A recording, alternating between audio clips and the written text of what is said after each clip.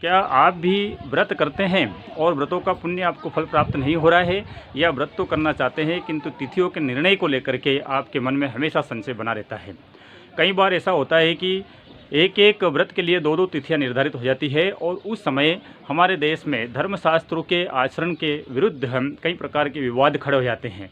तो आप सबके लिए मैं एक बार पुनः हाजिर हुआ हूँ व्रतों के निर्णय को लेकर के और व्रतों की विधि के बारे में। व्रत कितने प्रकार के होते हैं, व्रतों को करने से क्या प्राप्त होता है। जी हाँ, समस्त प्रकार की धर्म अर्थ काम मोक्ष को प्रदान करने वाले व्रतों की परंपरा भारतीय धर्मशास्त्रों ने हम सबके लिए बनाई है। इस परंपरा का निर्वहन हम सब करते भी हैं। कई प्रकार के व्रत हम करते हैं, किंतु आप सबके इन व्रतों को करने के बाद भी कोई पुण्य आपको प्राप्त नहीं हो रहा है। तो सबसे पहले हम जानते हैं कि वास्तव में व्रत होते क्या है। भारतीय सनातन धर्म के समस्त ग्रंथों में तत्वदर्शी ऋषियों के द्वारा मनुष्य मात्र के कल्याण के लिए ही व्रतों का निर्धारण किया गया है। जी हाँ, व्रत केवल एक क्रिया मात्र ही नहीं है। व्रत को करने से जहाँ हमको चतुर्विध पुरुषार्थ की प्राप्ति होती है, वहीं हमको अपने शरीर को शुद्ध रखने के लिए एवं आयुर्वेद के द्वारा शरीर की शुद्धि के लिए जो उपाय बताए गए हैं, जिनसे कई प्रकार के रोगों का शमन भी होता है, ऐसे व्रतों का निर्धारण भी शास्त्रों में किया गया है। वास्तव में कई प्रकार के व्रतों को हम जब करते हैं तो उन व्रतों को करते समय हमारा एक उद्देश्य होता है कि हमें धर्म अर्थ काम और मोक्ष इस प्रकार चार पुरुषार्थ की प्राप्ति हो जाए। किंतु केवल व्रत इन चारों पदार्थों को ही प्रदान नहीं करते हैं। व्रतों के द्वारा हम अपने जो शारीरिक अशुद्धियाँ हैं, शारीरिक जो रोग है, उनका भी हम शमन कर सकते हैं। जीवन को सफल करने के लिए ही वास्तव में व्रतों का निर्धारण किया गया है। व्रत कई प्रकार के होते हैं, जिसमें कायिक यानी कि हमारे शरीर से, वाचिक यानी वाणी के द्वारा, और मानसिक। इस प्रकार कायिक, वाचिक और मानसिक इन तीन भेदों के द्वारा कई प्रकार के व्रतों का नियम बनाया गया है। अपने शरीर से किसी भी प्रकार की हिंसा ना हो, यह कायिक, और हमारे मन से किसी प्रकार की हिंसा ना हो, किसी प्रकार का किसी का अहित ना हो, यह हमारा मानसिक, और हमारी वाणी के द्वारा भी किसी को किसी प्रकार का अहित ना हो, यह वाचिक व्रत बताए गए हैं। व्रतों में वास्तव में एक भुक्त, नक्त भुक्त, कृच्छ, चांद्रायण इत्यादि कई प्रकार के व्रत बताए गए हैं, जो एक दिन से लेकर के और कई महीनों तक भी किए जाते हैं। व्रत वास्तव में एक प्रकार की तपस्या ही होती है, जिनसे मन वाणी की शुद्धि होती है और धन की भी, और हमारे जो नित्य प्रकार के जो कर्म हैं, एकादशी, कृष्ण जन्माष्टमी, महाशिवरात्रि इत्यादि ऐसे बड़े जो व्रत बताए गए हैं शास्त्रों में, और करने के बाद भी आपको यदि पुण्य की प्राप्ति नहीं हुई है तो ज़रा इस वीडियो को आप गौर से देखिए और समझिए कि आपके द्वारा इन व्रतों को किसी न किसी प्रकार से अवश्य ही आपने भंग कर दिया होगा। अर्थात आपने ब्रह्मचर्य का पालन नहीं किया होगा, आपने असत्य भाषण किया होगा, या ऐसी वस्तुओं का भक्षण कर लिया होगा जो शास्त्र विरुद्ध है और व्रत के दिन उनको खाना निषेध है। जी हाँ, आप इस वीडियो को देखिए, लाइक करिए, शेयर करिए, और मैं आप सबके बीच में पुनः इसी प्रकार का वीडियो बनाता रहूँगा। व्रत करने वाले व्यक्ति को चाहिए कि व्रत के दिन वह किसी भी प्रकार से किसी जीव की हिंसा ना करे। व्रत करने वाले व्यक्ति को चाहिए कि वह कायिक, वाचिक और मानसिक इन तीनों ही प्रकार के पापों से बचे। किसी प्रकार को अपने शरीर से कष्ट न दे और ना ही कभी मन से किसी के बारे में बुरा सोचे। इसी प्रकार से वाणी के द्वारा भी वह किसी का अहित करने वाली जो भाषा है उसका प्रयोग ना करें, अभद्र भाषा का प्रयोग ना करें। यदि आप व्रत के दिन लहसुन, प्याज इत्यादि जो तामसिक पदार्थ बताए गए हैं उनका भक्षण करते हैं तो आपका व्रत निष्फल हो जाता है। जी हाँ, व्रत करने वाले व्यक्ति को बार बार नहीं खाना चाहिए, और यदि निराहार व्रत है तो केवल नीर यानी जल के ऊपर ही उनको रहना चाहिए, तभी व्रत की सांगता पूर्णता होती है। आप सभी यदि व्रत करते हैं तो व्रत करने वाले व्यक्ति को कभी भी ब्रह्मचर्य का पालन अवश्य करना चाहिए, और कभी भी इस प्रकार का कृत्य न करना चाहिए जिसकी वजह से आपका व्रत भंग हो जाए। सभी सनातन हिंदू धर्म प्रेमियों, यह बात सभी को विदित ही है कि व्रत को करने से हमारी काया, हमारा मन, हमारी बुद्धि का विकास होता है और समस्त प्रकार के पापों का नाश होता है।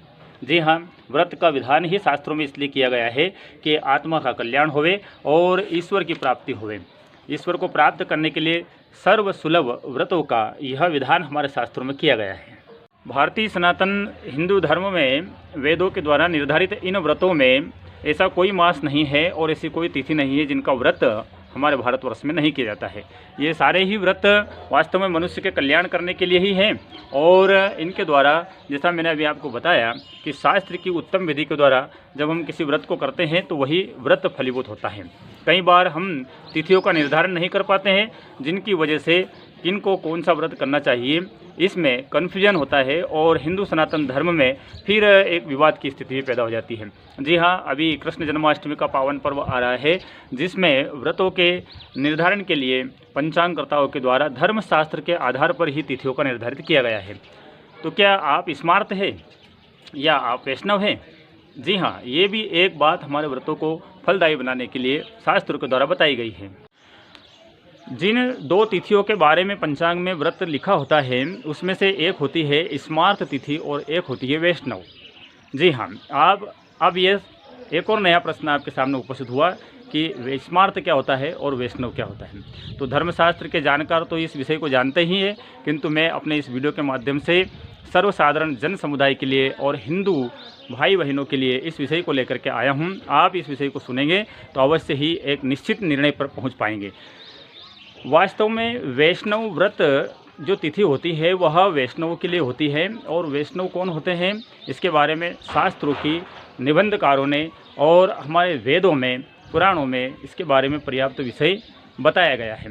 वैष्णव का अर्थ होता है जिन्होंने किसी वैष्णव गुरु के द्वारा दीक्षा प्राप्त करी हो, और वह दीक्षा इस प्रकार दी जाती है कि जो शिष्य वैष्णव दीक्षा प्राप्त करता है उसकी दाहिनी भुजा के ऊपर शंख चक्र गदा जो भगवान के आयु होते हैं श्री नारायण के, उनको एक लोहे की, जिसको अपनी भाषा में अपन कह सकते हैं कि एक सील लोहे की बनी हुई, जिसको आग में गर्म करके तपा करके और उसकी भुजा के ऊपर उसको अंकित किया जाता है। वैष्णव धर्म में दीक्षित की यह एक प्रधान पहचान होती है। वैष्णव के गले में तुलसी की माला अनिवार्य होती है और वह राम कृष्ण विष्णु नारायण इत्यादि का उपासक माना जाता है।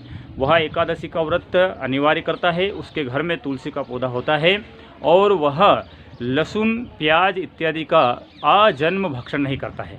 जी हाँ, यह एक कठिन वैष्णव संप्रदाय है जिसमें आज के समय में वास्तव में हमारे हिंदू समाज के कई जो परिवार है, लाखों घर है या लोग हैं, वह इस नियम का पालन बहुत मुश्किल कर पाते हैं। तो वैष्णव तिथि का व्रत जो होता है वास्तव में इनके लिए ही होता है। इसके साथ ही वैष्णव तिथि का व्रत जो होता है वह जो सन्यासी है, साधु है, जिन्होंने सारे संसार को त्याग दिया है, जो विधवा नारियां हैं और जिन्होंने, जैसा मैंने आपको बताया, वैष्णव गुरु के द्वारा जो दीक्षित हुए हैं, उनके लिए ही वैष्णव तिथि का व्रत करना उचित शास्त्र के द्वारा बताया गया है।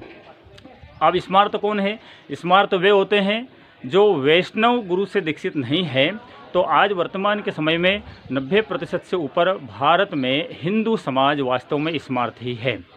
स्मार्त का मतलब है जिन्होंने वैष्णव गुरु से दीक्षा प्राप्त नहीं की है और जो पंच देवताओं में शिव, दुर्गा, गणेश, सूर्य इत्यादि सभी देवी देवताओं के अपने घर पर पूजा अनुष्ठान और अपने मंदिरों में उनको स्थापित करते हैं।